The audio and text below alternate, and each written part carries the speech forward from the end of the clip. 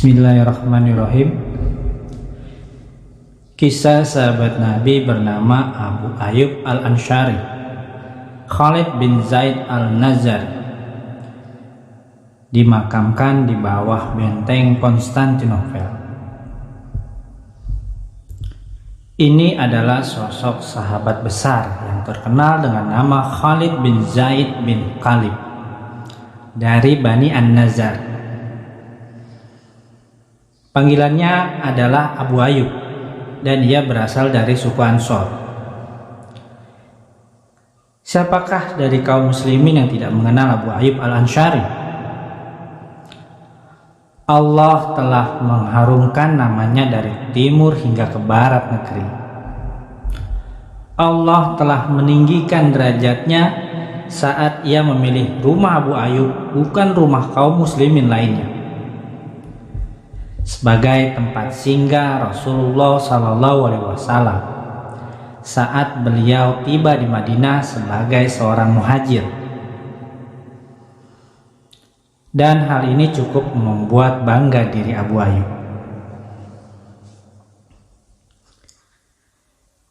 Saat Rasulullah SAW singgah di rumah Abu Ayyub, ada sebuah kisah yang amat manis dan indah untuk dikenang. Hal itu dimulai begitu Rasulullah SAW tiba di Madinah. Beliau disambut dengan hati terbuka para penduduknya dengan sambutan yang begitu mulia. Mata mereka memancarkan kerinduan seorang kekasih kepada Nabi SAW. Mereka mau membukakan pintu hati mereka bagi beliau SAW. Mereka juga membuka pintu mereka agar Nabi SAW mau singgah sebagai tempat singgah yang paling mulia. Akan tetapi Rasulullah SAW sempat singgah di Kuba, sebuah dataran yang terdapat di Madinah 4 hari lamanya. Selama itu Rasulullah sempat membangun sebuah masjid yang kemudian menjadi masjid pertama yang dibangun berdasarkan takwa. Kemudian beliau pergi meninggalkan Kuba dengan mengendarai untanya menuju Madinah. Di tengah perjalanan, para pemuka Yastrib menghalangi jalan Rasul SAW. Masing-masing dari mereka menginginkan agar Rasulullah SAW berkenan singgah di rumah salah satu dari mereka. Masing-masing mereka menarik unta Rasul sambil berkata, "Menginaplah di rumah kami ya Rasulullah, dalam penjagaan dan pengawasan yang begitu kuat." Rasul bersabda kepada mereka, "Biarkan unta ini berjalan, karena ia sudah diperintahkan." Unta Rasul SAW lalu melanjutkan perjalanannya menuju ke tempat yang diikuti oleh pandangan mata dan harapan hati para penduduk Madinah. Jika unta tersebut telah melewati sebuah rumah, maka penghuni rumah tadi menjadi sedih dan putus asa dibuatnya. Pada saat yang sama, sinar pengharapan masih terus terpancar pada jiwa para tetangganya yang belum dilewati oleh unta Rasulullah SAW.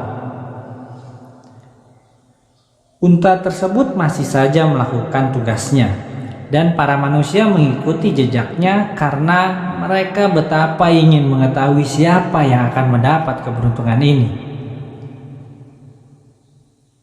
Sehingga unta tersebut tiba di sebuah perkarangan kosong di depan rumah Abu Ayyub Al-Ansyari. Dan unta tadi langsung duduk di sana. Akan tetapi meski unta sudah duduk, namun Rasulullah belum juga turun dari punuknya. Unta tersebut juga terus duduk di sana. Ia tidak lompat, berdiri lalu pergi. Dan Rasulullah SAW melepaskan tali kekang dari untanya.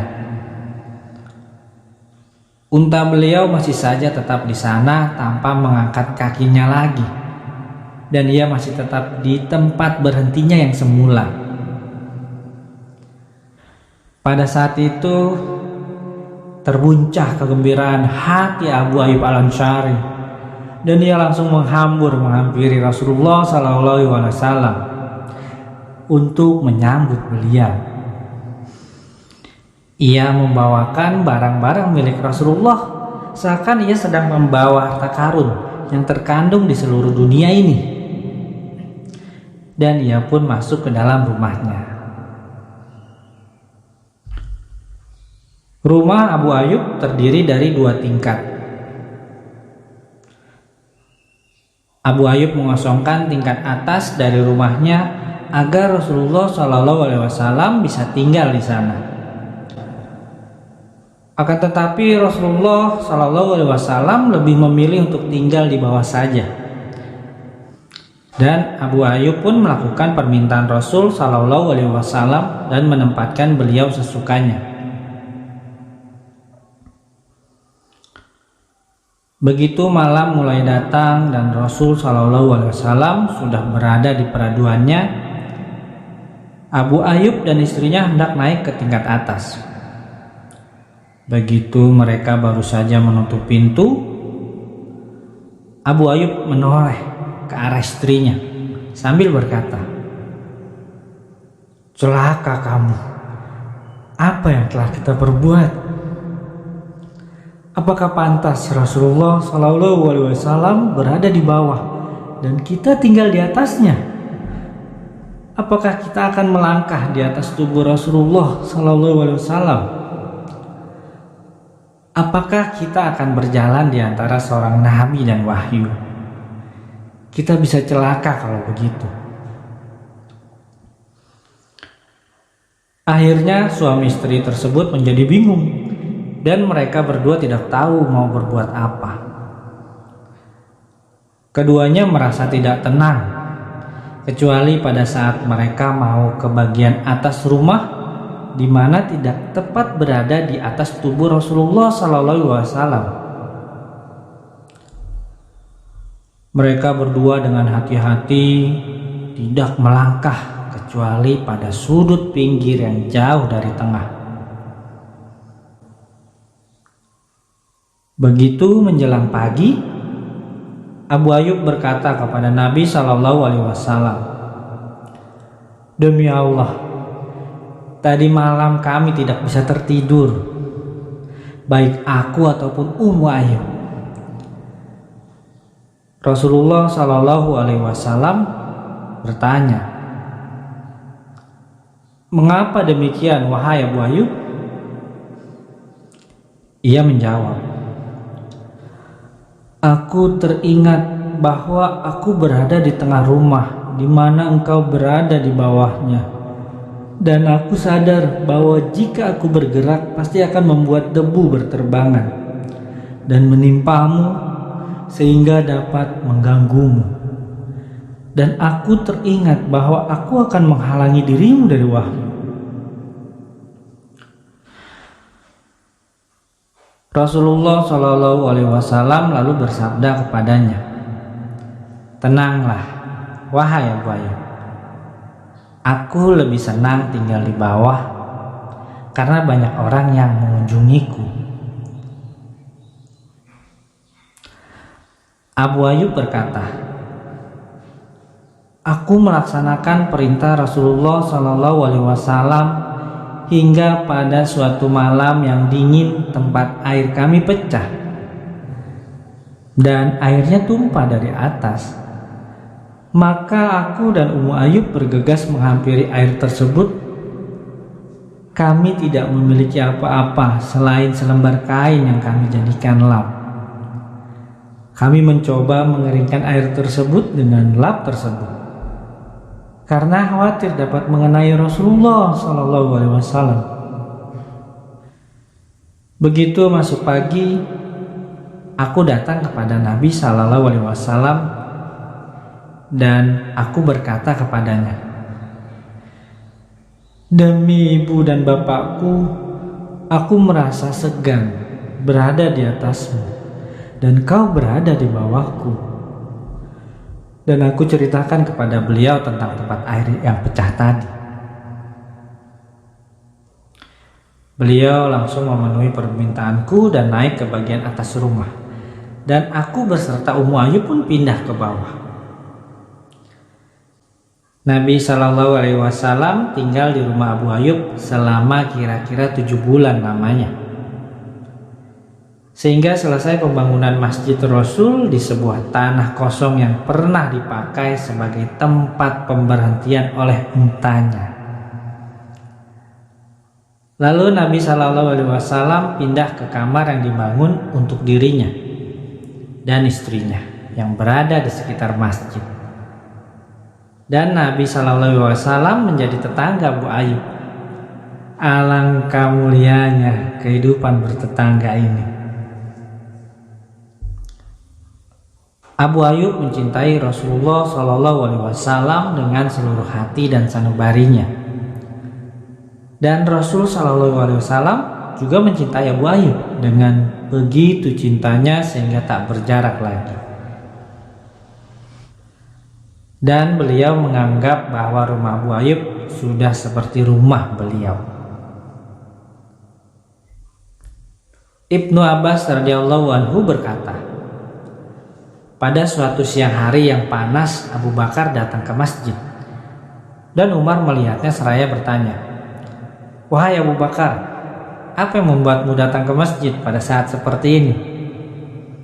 Abu Bakar menjawab, "Yang membuatku datang ke masjid tiada lain karena aku merasa amat lapar sekali."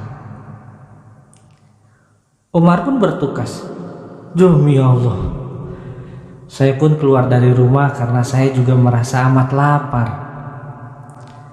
Saat keduanya sedang merasa amat lapar, lalu datanglah Rasulullah Shallallahu Alaihi Wasallam ke arah mereka sambil bertanya,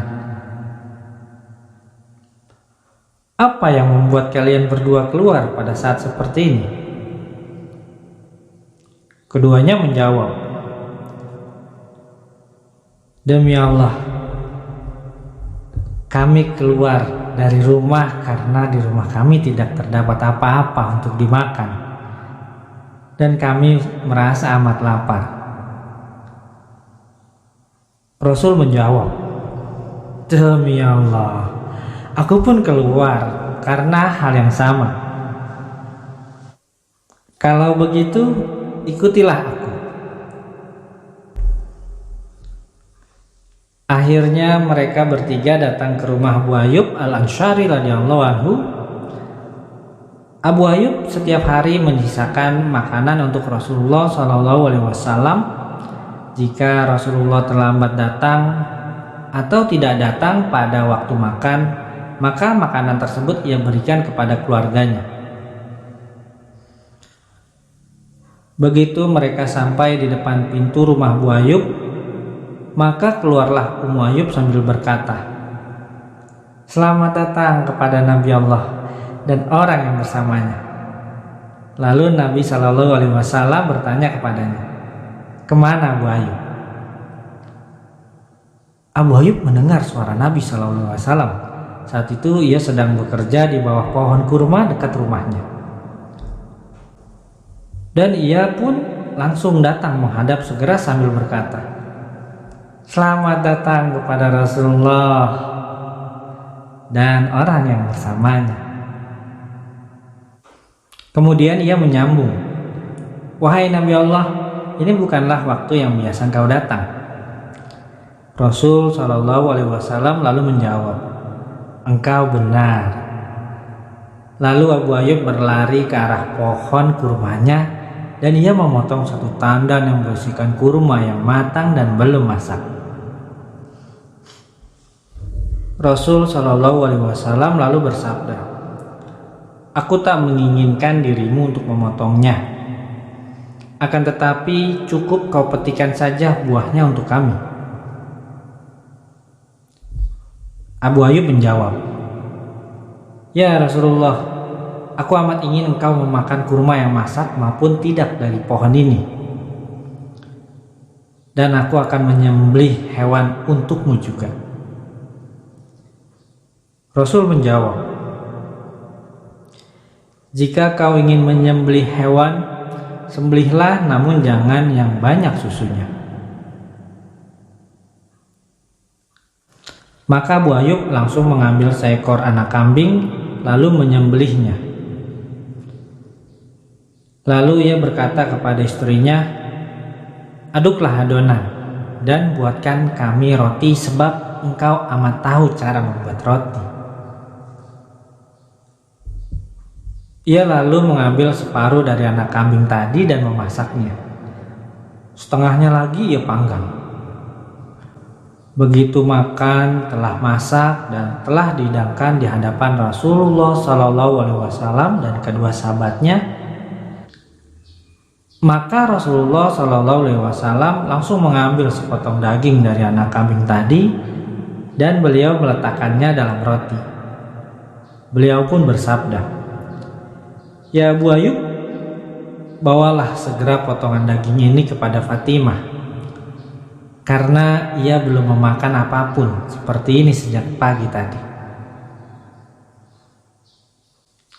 Begitu mereka semua telah menikmati makanan dan merasa kenyang, Nabi SAW bersabda,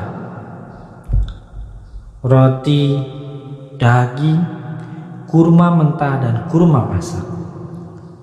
Lalu kedua mata Rasul SAW meneteskan air mata. Beliau bersabda,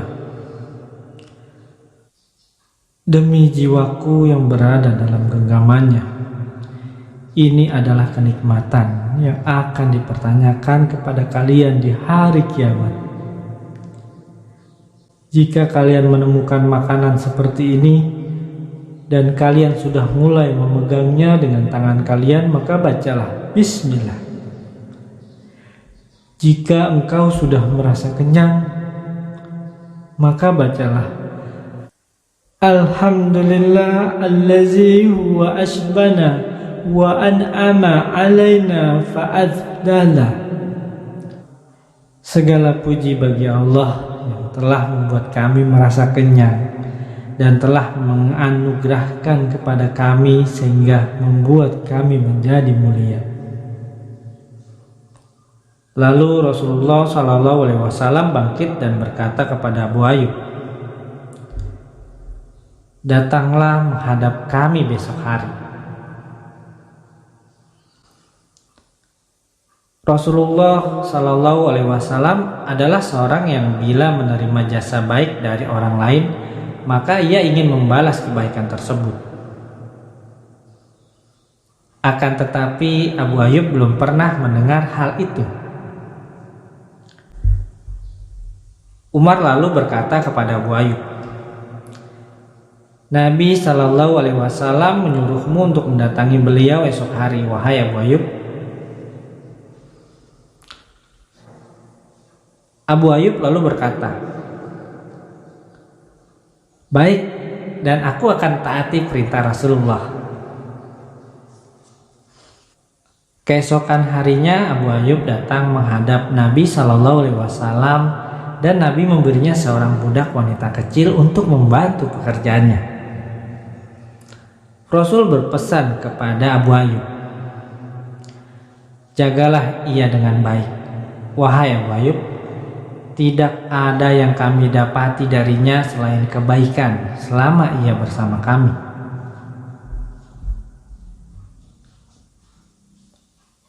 Abu Ayyub kembali ke rumahnya bersama budak kecil itu. Begitu Ummu Ayyub melihat budak tadi, ia langsung bertanya, "Milik siapa budak ini, wahai Abu Ayyub?" Ia menjawab, "Dia milik kita.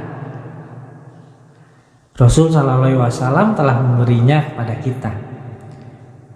Istrinya menjawab, "Agungkanlah orang yang memberikannya, dan alangkah mulianya pemberian ini." Abu Ayyub berkata, Rasul berpesan agar budak ini diperlakukan dengan baik.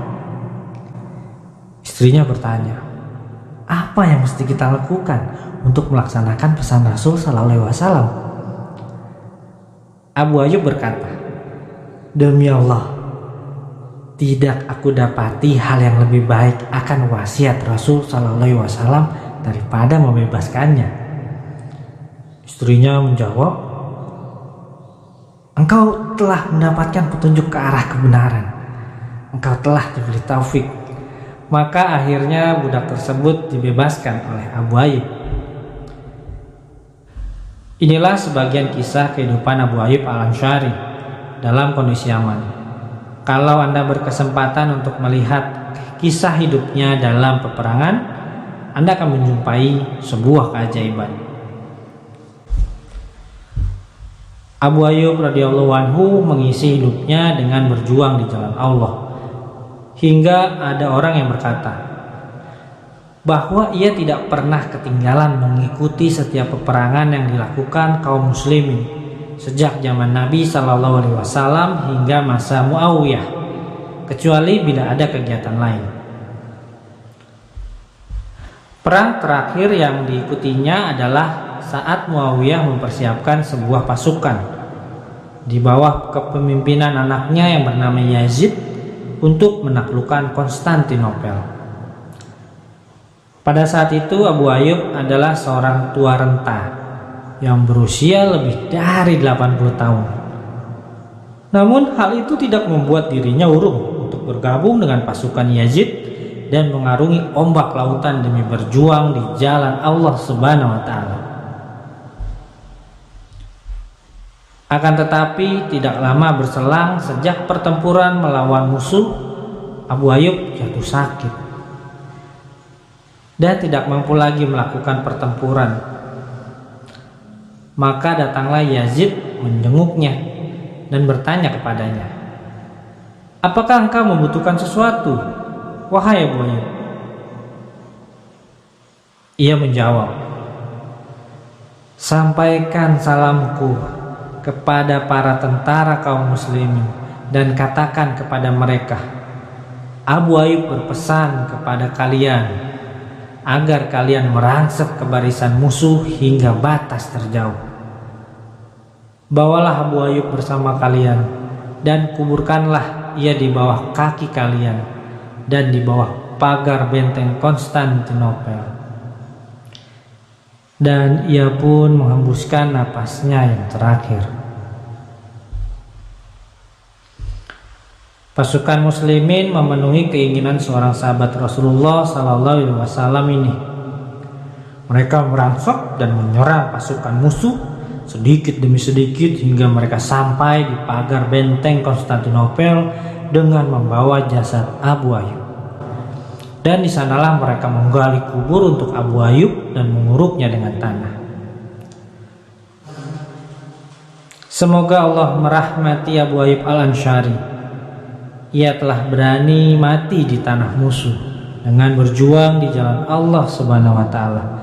Padahal umurnya saat itu berkisar 80 tahun. Wassalam.